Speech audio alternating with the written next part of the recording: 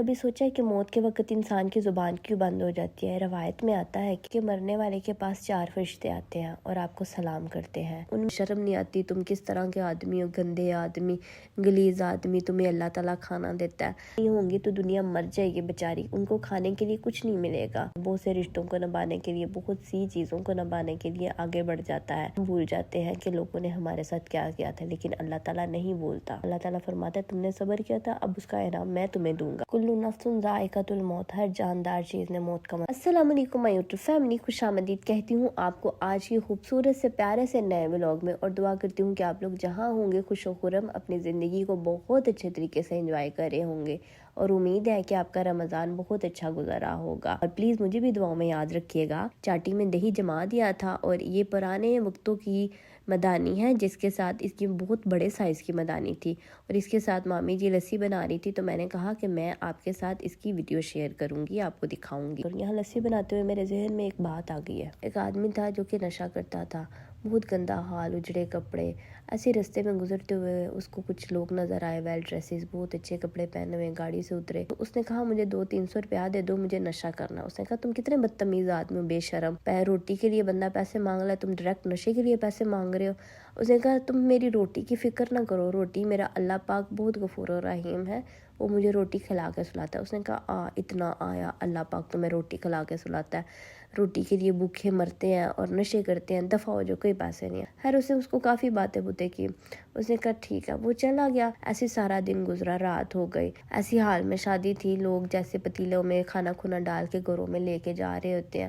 تو جب وہ آدمی پتیلے میں کھانا ڈال کے گھر کو لے کے جا رہا تھا نا، اس کے ہاتھ سے کھانا گر گیا، مطلب وہ پتیلا الٹ گیا. جو نشے والا آدمی تھا نا، وہیں بیٹھ کے کھانا سٹارٹ ہو گیا. تو اللہ تعالیٰ کی کرنی ایسی ہوئی کہ وہ جو آدمی تھا جس نے اس کو صبح حقارت سے کہا تھا کہ بھاگ جو یہاں سے، تمہیں شرم نہیں آتی، تم کس طرح کے آدمی ہو، گندے آدمی، گلیز آدمی، تمہیں اللہ تعالیٰ کھانا دیتا ہے. وہ اس کو دیکھا اور وہ کھانا کھا رہا. اس نے کہا کیا دیکھ رہے ہو، تمہاری اوقات سے زیادہ مجھے اللہ تعالیٰ نے کھانا دیا، تم اتنا کھانا مجھے دے سکتے تھے؟ کبھی بھی نہیں دے سکتے تھے. وہ الگ بات ہے کہ میرا اللہ مجھ سے ناراض ہے اس لیے مجھے زمین پہ کھانا دیا، ورنہ پہلے اللہ تعالیٰ مجھے پلیٹ میں، دسترخوان پہ بہت اچھے انداز میں کھانا دیتا ہے. تمہاری اوقات نہیں ہے مجھے کھانے کے پیسے دے سکو، تو مجھے نشے کے پیسے دے دیتے، وہی بڑی بات تھی. اس ٹائم نا ہمارے معاشرے کا بھی یہی حال ہے. دنیا کو ایسے دیکھتے ہیں کچھ لوگ جیسے دنیا انہی کے ٹکڑوں سے پل رہی ہے، اگر وہ نہیں ہوں گی تو دنیا مر جائے گی بیچاری، ان کو کھانے کے لیے کچھ نہیں ملے گا. کچھ لوگوں کے لیے اپنی ذات بہت اوپر ہوتی ہے، اور کچھ لوگ مٹی کے بھی برابر نہیں ہوتے. کچھ لوگ ان کے نیچے ایسے ہوتے ہیں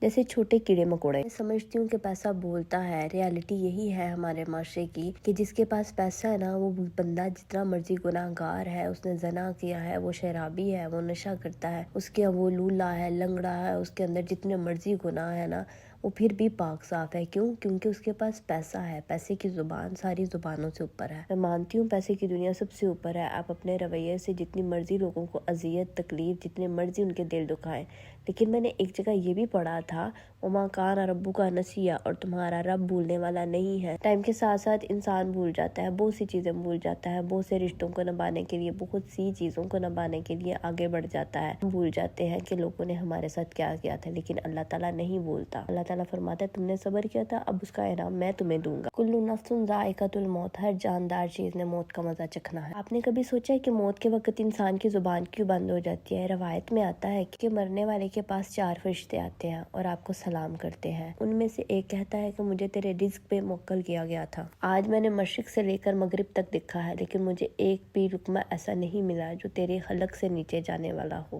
اسی طرح دوسرا سلام کرتا ہے اور کہتا ہے مجھے تیرے پانی پہ موکل کیا گیا تھا. میں نے سوہے زمین کا چپا چپا چھان مارا ہے، لیکن تیری حلق سے نیچے جانے والا مجھے پانی کا ایک قطرہ تک نظر نہیں آیا. تیسرا سلام کرتا ہے اور کہتا ہے کہ مجھے اس بات پر قادر کیا گیا تھا کہ تم اس زمین پر چلو پھرو. آج میں نے چپا چپا دیکھ لیا ہے، لیکن تیرے قدم رکھنے کے لیے مجھے 1 انچ جگہ نہیں ملی. چوتھا کہتا ہے مجھے تیری سانسوں پہ موکل کیا گیا تھا، اور میں نے آج مشرق سے لے کر مغرب تک اس پوری روح زمین کا جائزہ لیا ہے. ایک بھی ایسی ہوا کا ذرہ نہیں جو تیرے اندر جا سکے، تجھے سانس دے سکے، یعنی ایک سانس کی مہلت بھی تیرے پاس نہیں. اس کے بعد اسے اس کا اعمال نامہ دکھایا جاتا ہے.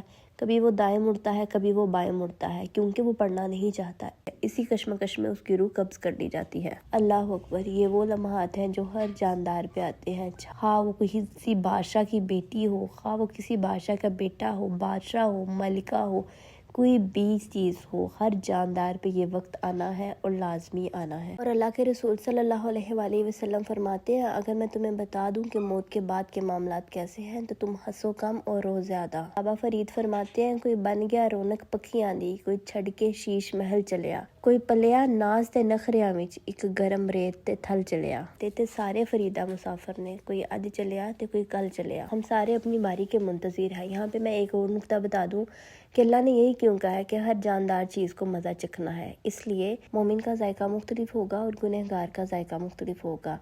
ذائقے کی بات ہو رہی ہے تو جیسے ہم گھر میں کوئی کھانا پکاتے ہیں تو اس کو جس طرح سے بنانا ہوتا ہے، اگر وہ میٹھا ہے تو میٹھا ڈالتے ہیں، نمکین ہے تو نمک مرچ ڈالتے ہیں، مسالے ڈالتے ہیں، مطلب کہ جس طرح کا آپ کو جتنا لذیذ کھانا چاہیے ہوتا ہے اتنا لذیذ ہم اس کو بنانے کی کوشش کرتے ہیں۔ ہمارا نامہ اعمال بھی اسی طرح ہے، جتنی ہم نیکیاں زیادہ کریں گے، اچھے کام زیادہ کریں گے، اللہ تعالیٰ ہماری موت آسان فرما دے گا اور ہر ایک کی موت کا ذائقہ اس کے اعمال کے حساب سے ہوگا۔ کچھ لوگ کہتے ہیں کہ ہم بہت گنہگار ہیں کہ اللہ تعالیٰ ہماری توبہ قبول فرما لے گا۔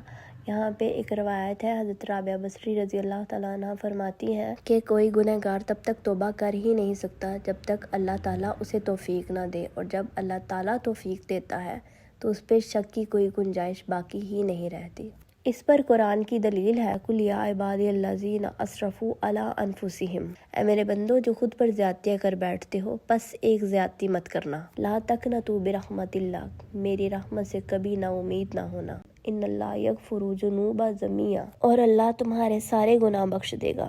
اور اتنا بڑا صلہ ہے کہ اس کے سامنے 70 سال کے گناہ بھی کچھ بھی نہیں، اور کیوں نہ بخشے۔ انہ هو الغفور الرحیم، وہ غفور الرحیم ہے، اس کی غفور الرحیمی پر کوسچن مارک آتا ہے اگر اللہ تعالیٰ قبول کرنے والے کی توبہ قبول نہ ہو۔ ہاں، حقوق العباد کی معافی آپ کو ان بندوں سے ہی مانگنی پڑے گی۔ آپ جتنی مرضی دل آزاریاں کرتے ہیں انسانوں کی، اس کی معافی آپ کو انسان سے ہی مانگنی پڑے گی۔ اس کی معافی کے لیے اگر آپ اللہ تعالیٰ سے بات کرتے ہیں کہ اللہ جی میں نے فلاں بندے کا دل دکھایا تھا، مجھے معاف کرتے، اللہ تعالیٰ بھی فرماتے ہیں کہ بندے سے معافی مانگو گے تو میں معاف کروں گا، بندہ معاف کرے گا تو میں معاف کروں گا۔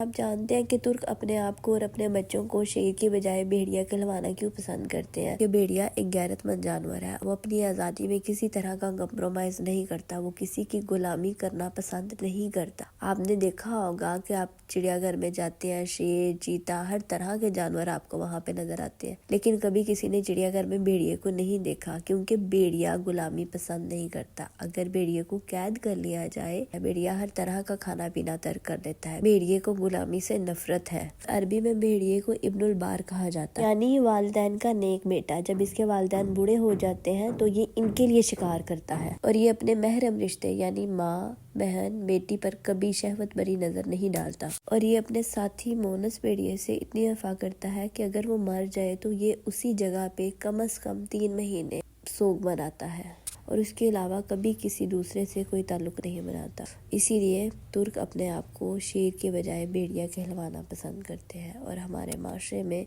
حساب ایسا ہے کہ ہم لوگ اپنے بچوں کو کہتے ہیں میرا بیٹا شیر ہے۔ شیر تو بزدل ہے، شیر تو پیٹھ پیچھے شکار کرتا ہے، اور بھیڑیا کبھی پیٹھ پیچھے شکار نہیں کرتا۔ اور ہمارے معاشرے کے شیر بھی ایسے ہیں کہ دوسرے کا حق کھا پی کے ڈکار لے کے اور آرام سے ٹھنڈی نیند سو جاتے ہیں، اور کوئی فکر بھی نہیں ہے، اور یہ دل میں یہ بھی نہیں کبھی آیا کہ کسی کا ہم حق کھا رہے ہیں اور کسی کو ہم تکلیف پہنچا رہے ہیں۔ میرے ہسبینڈ کہتے ہیں اگر کسی کو ہم بیٹھے نظر نہیں نہ آ رہے تو اگر ہم کھڑے ہو کے بھی دکھا دیں گے نا تو کبھی ہم ان کو نظر نہیں آئیں گے۔ اچھا، یہاں پہ میں آپ سے ایک بات کروں، آپ نے کبھی گندم کے دانے کے اوپر ایک لکیر ہے، اس کو کبھی غور کیا ہے؟ آپ نے کبھی دیکھا ہے؟ کبھی آپ کے ذہن میں اس طرح کا خیال آیا؟ مجھے ایسے ظاہر ہوتا ہے یہ جو لکیر ہے اس کی واضح علامت ہے کہ اس کا آدھا حصہ تمہارا ہے اور آدھا حصہ غریب، مسکین، یتیم لوگوں کا ہے، جس کو امیر لوگ آرام سے کھاتے ہیں اور تسلی سے اپنے آپ کو خوش کرتے ہیں، اور بڑے بڑے پیٹ لے کے پھرتے ہیں اور کہتے ہیں فلاں ہم بڑے امیر ہیں، فلاں ہم بڑے کھاتے پیتے ہیں۔ کھاتے پیتے تو آپ واقعی ہیں، لیکن غریبوں کا حق کھاتے ہیں اور بڑے بڑے پیٹ لے کے پھرتے ہیں۔